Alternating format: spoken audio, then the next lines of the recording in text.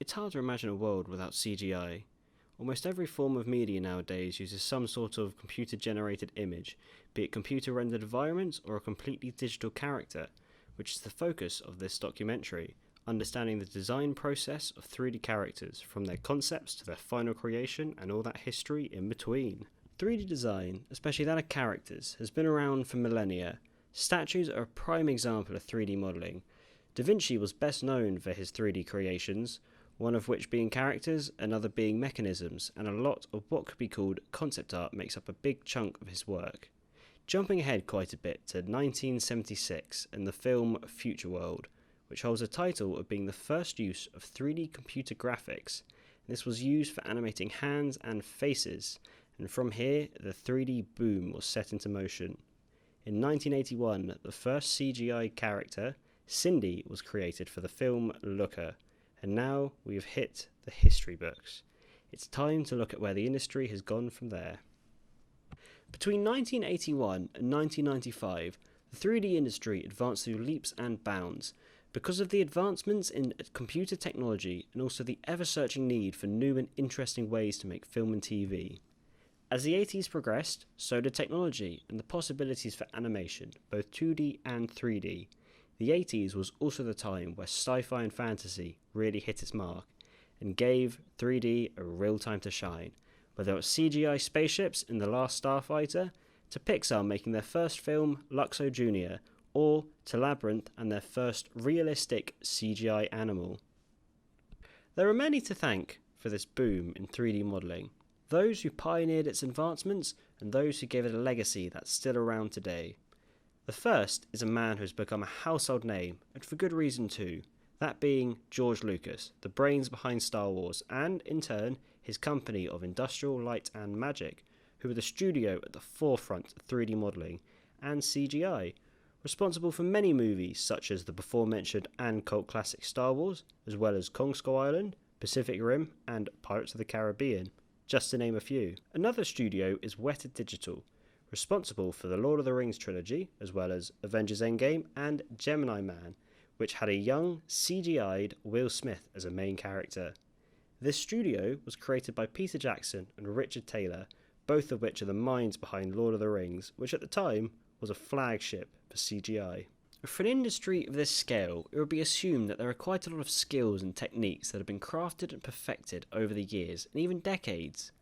When it comes to designing of a character, the most important thing for transferring it to 3D would be proportions and anatomy in relation to the 3D itself. Depending on the style of the animation, it could range from human realistic to very caricatured or even cartoonish. Another key skill is separating of parts to a character, such as breaking down the clothes, armour, body, etc. into several parts to get a good idea how everything will interact and move together. After transferring from the concept to 3D, sculpting is a modeller's best friend. It is of course the digital version of the traditional technique used by traditional artists and, of course, sculptors. But this allows an artist to manipulate and mould the asset to the right shapes and build out from the prime structure to the desired effect. Why is concept art such an important part of the design process? I think taking an artist's idea and using that to kind of develop how a character looks. So quite often you can see something that's come from a book or something like that, and a lot of people have an idea in their head from reading that book or that story about what that character kind of looks like, and the artist is able to translate that, maybe add to it and give it a twist that perhaps people hadn't kind of seen before with their own style and things like that.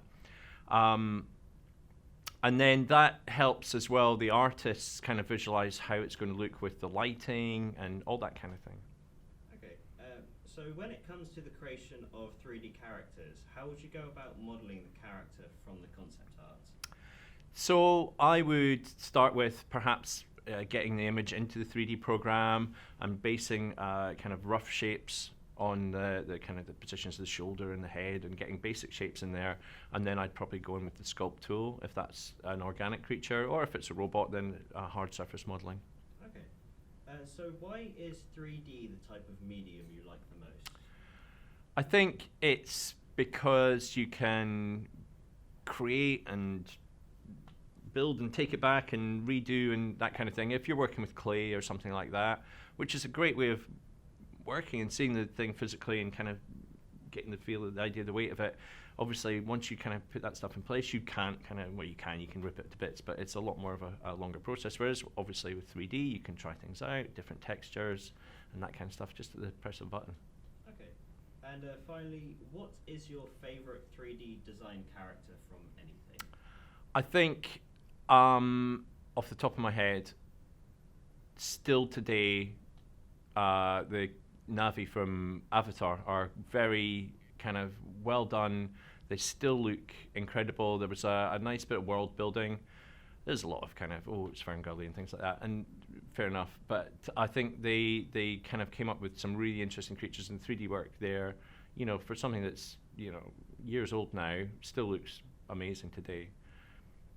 Okay. How long have you been designing characters? I'd say since I was quite young. On the side, I would draw characters since year 4, maybe. So over a decade now, yeah. So is there any design that you say you're most proud of? Probably my redesign of the character Megatron from Transformers, where due to the fact that due to laws he's not able to turn into a gun anymore, I've taken that concept and turned him into a Spider Tank-esque design, and I think it really is a nice update to the character. Okay. So what would you say is your first step when designing a character? After research or starting on the concept? Starting on the concept itself. Well, after research, I would start by taking certain aspects of a character and then implementing them into the design. For example, if the character had a specific feature, I would take that and see what I could do with it, and if I can improve it or change it in some way. But finally, what would you say is your favourite character design from anything? probably Venom from the 2018 Venom film. I think it's a really nice update to the character, and it encapsulates what the character was, and a new update to the character.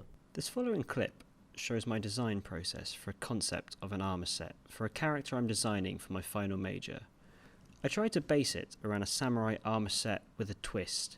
As you can see, its design evolves quite a bit throughout this. I wanted to make it more fluid and round shaped, but instead I decided to have it more sharp and harsh, and for it to be more reptilian-like, for the simple reason that it just seemed to be better. This really shows how the design process evolves, and even a simple idea that you think is well thought out can change simply because it looks better or it works in the grand scheme of the design. As you can see at the end, the design has changed from how it started. I changed the all-around shapes by the base dome structure, replacing them with the sharp diamond tubes. This gave the helmet a more menacing and razor-like shape, which I adapted for the shoulder pauldrons, as they typically are quite sharp in their design. So to wrap up this documentary, I can say that 3D wouldn't be where it was without all the rich history of techniques and the masters that pioneered its progression. After trying it myself, I understand the importance of designing and having things such as rough sketches or even simply a detailed plan written down on paper really changes how smoothly the 3D modelling process goes and how you get that perfect final design.